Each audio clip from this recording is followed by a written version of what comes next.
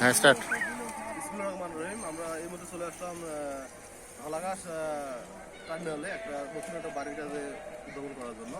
আপনারা দেখতে পাচ্ছেন যে আমরা কীভাবে এই বাড়ির কাজটা করতেছি সুস্থভাবে। আমার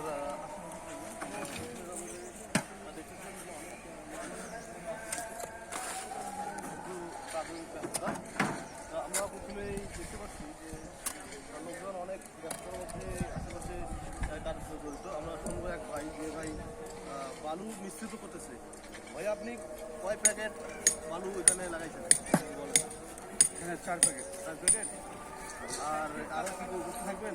সারাদিন চলতে থাকবে মানে কাজ শেষ না পর্যন্ত কন্টিনিউ সুবিধা রাখুন। ভাই বালু মিশ্রিত করতেছে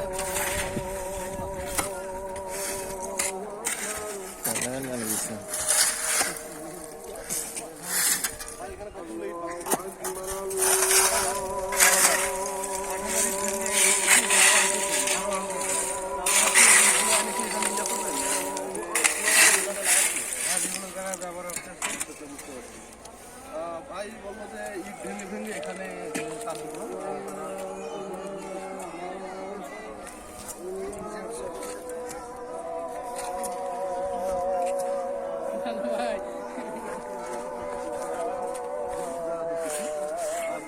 আপনারা দেখেন যেখানে আমরা পানি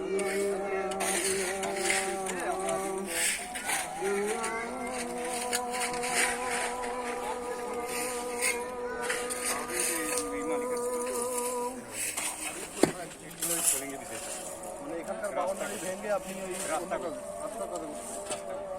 মানে আপনার তো বাউন্ডারি বেশি ওখান থেকে বালু যদি এখন কাজে লাগবে মাটি ভরা দেবে না কি ভাইয়ের কাছে শুনলাম বালুগুলো কাজে লাগাচ্ছে। আমরা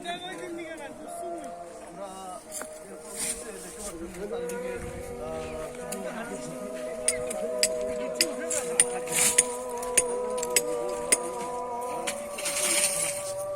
ভাই আপনি একটু কথা বলতে পারবেন যে জাস্ট 1 মিনিটের জন্য বুঝতে পারছেন?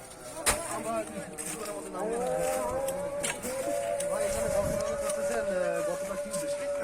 গতটা এটা মাটি খারাপের উদ্দেশ্যে গতটা করছি। মানে আপনারা কি মানে মাটি খারাপ বলতে কি বলে? মাটি তো মাটি মাটি তার মতো খারাপ আছে। মাটি আপনার কালো মাটি আছে, সেই কালো মাটিটা খারাপ। ও মানে মাটিটা খারাপের কারণে আপনারা বাগানটা করতেছেন পাথরের মাধ্যমে। ব্যাগাডনটা হইল কি আপনার আমার ওই মাটিটা আমার এখান থেকে 5.5 ফিট দাবার হয়েছে। দাবানোর পর 1 ফিট সেন্ট এর মধ্যে আপনারা এখন কলাম উঠেছেন না?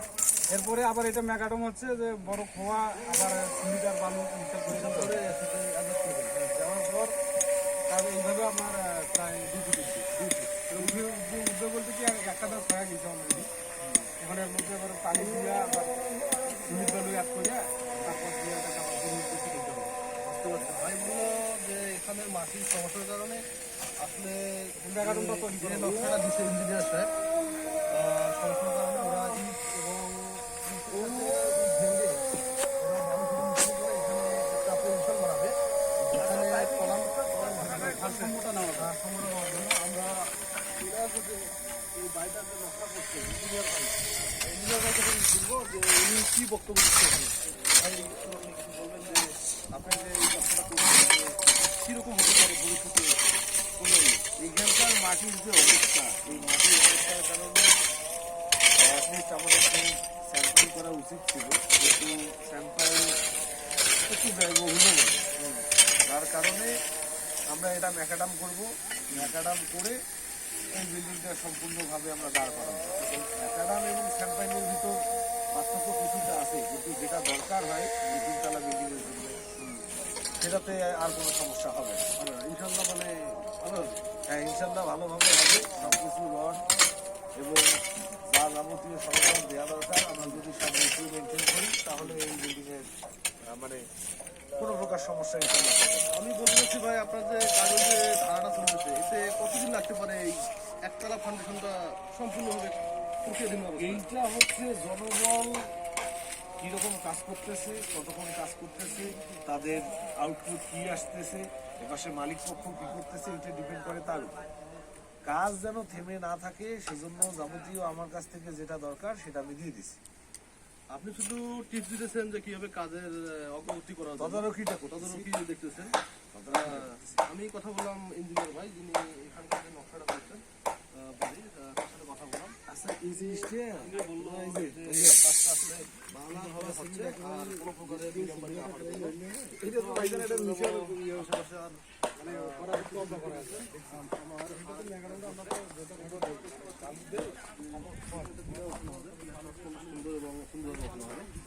আমরা সুষ্ঠুভাবে কাজ করার জন্য যে গম্বুজগুলো বসাচ্ছি, ভবিষ্যৎ প্রজন্মের জন্য কোনো ধরনের বড় ধরনের দুর্ঘটনার জন্য, ভূমিকম্প, টর্নেডো এগুলোতে কোনো আঘাতপ্রাপ্ত না হয়, সেই কারণে আমরা ওই জিনিসটা বেটার অবশ্যই ওইটা বেটার আপনারা অবশ্যই দেখবেন, আমাদের পাশে থাকবেন।